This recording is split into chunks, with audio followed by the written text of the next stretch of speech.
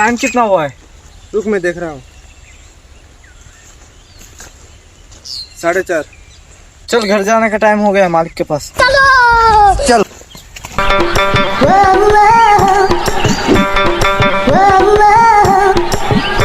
मालिक घर जाने का टाइम हो गया है।